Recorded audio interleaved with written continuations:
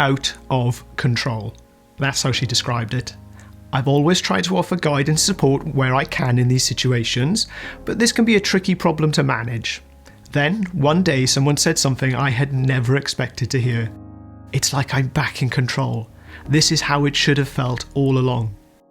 Wondering what resulted in this change led me to research the hormones that control our appetite. I now understand how powerful these chemical messengers can be and how they influence our everyday decisions.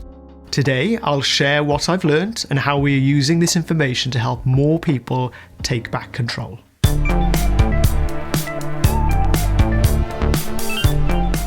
Hi, I'm Robert. I'm a registered dietitian specialising in chronic conditions. I translate the science of health, nutrition and performance into practical guidance to help you live a healthier and happier life. The first of the 5 satiety-inducing gut hormones we will look at is cholecystokinin, or CCK. This hormone signals nutrient intake from the gut to the brain, helping us feel full. It's released from the jejunum and duodenum, the first parts of the small intestine, in response to the fat and protein we have eaten. Despite attempts to utilise this hormone as an appetite suppressant, its very short half-life means it's broken down into the blood too quickly to have a significant effect on food intake. However, it does help regulate our appetite as part of a much broader system. CCK binds to receptors within the gastrointestinal tract, which sends signals along the vagus nerve to the hypothalamus and brain stem. Second on our list is peptide tyrosine, the hormone so nice they named it twice, which is why we'll refer to it as PYY. It's released by the distal bowel in response to the amount of food we have consumed. Blood levels peak around 2 hours after ingestion and remain elevated for a few hours more. PYY acts on the hypothalamus in a region of our brain called the arcuate nucleus, which I discussed in my last video, which I'll link at the end. It is through this brain region it acts to lower our appetite. It also has local effects on gut motility by inhibiting the secretion of gastric acid and pancreatic enzymes. An intravenous infusion of PYY has been shown to reduce food intake in both lean and obese individuals. One study presented 2 groups of people with a free choice buffet. This sounds like the type of study I could happily get on board with. Those who had received the infusion ate approximately 1/3 less calories than those who hadn't. This finding was important as it suggested those living with obesity do not become resistant to the effects of PYY. Third on our list is pancreatic polypeptide. This hormone is secreted by the pancreas in response to food with the amount proportional to the energy density of the meal. After eating, levels of pancreatic polypeptide remain elevated for up to 6 hours. Structurally, it is very similar to PYY, suggesting these hormones shared a common gene ancestor.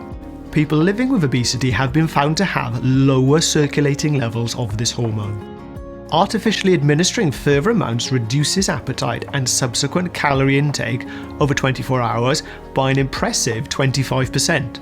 We are not yet certain how pancreatic polypeptide works, but its mode of action is likely to be via the hypothalamus and brain stem. Some of you may have heard of our next satiety hormone. GLP-1 or Glucagon-like peptide 1 has taken the weight loss world by storm. There are now many videos of individuals reporting their experience, both positive and some negative, of this medication. Unlike PYY, GLP-1 is secreted by the distal bowel. However, its mode of action is quite different. GLP-1 is a potent incretin, meaning it stimulates insulin secretion in response to eating carbs. It also inhibits glucagon and gastric acid secretion and delays gastric emptying, all of which will contribute to feelings of fullness. We also have GLP-1 receptors in the hypothalamus, which, when activated, help reduce our appetite. Early studies found that both obese and lean individuals administered GLP-1 via injection reported noticeable reductions in appetite. Study participants also experienced an average weight loss of 8% compared to 2.6% with a placebo. If prescribed on the NHS, liraglutide has been approved for use within specialist weight management services only. The National Institute for Health and Care Excellence are currently collecting evidence seeking approval of another version of this medication called semaglutide, which initial evidence suggests may be even more effective at promoting weight loss. Our final satiety hormone is ghrelin. Unlike the previous ones we've looked at, ghrelin actually increases our appetite. It is synthesized in both the stomach and to a small degree the hypothalamus. Ghrelin acts upon our old friend the arcuate nucleus, where it increases gastric acid secretion and reduces insulin secretion. Levels of ghrelin are highest when fasting and fall quickly after eating, with carbs having the biggest reduction on ghrelin levels compared to protein and fat. Researchers have also found levels of this hormone correlate closely to how hungry someone feels, and would typically see a rise during the day and fall at night. Interestingly, exercise can also reduce ghrelin levels, perhaps partly explaining why regular physical activity can help regulate our appetite. As we might expect, ghrelin levels are higher in those who have lost weight following an energy-restricted diet. This is one of the reasons we experience increasing hunger the longer we have been on a diet. Conversely, ghrelin levels are lower in those living with obesity and fall further after a meal, suggesting it has a part to play in both short and long-term energy balance. So what does this mean for those of us looking to reduce our weight? It is true that several physiological mechanisms can make it feel like an uphill battle when trying to stick to a new diet. Our body fat is an active organ that secretes a variety of hormones that impact on our long-term energy balance, which we looked at in part 1 of this video series. On the other hand, our gastrointestinal tract secretes many different hormones that help to regulate our appetite and energy intake.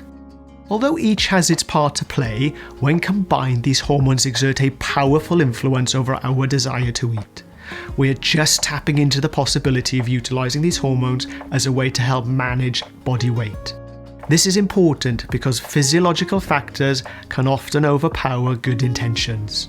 However, it is essential to recognise that obesity is unlikely to be caused by physiological factors alone.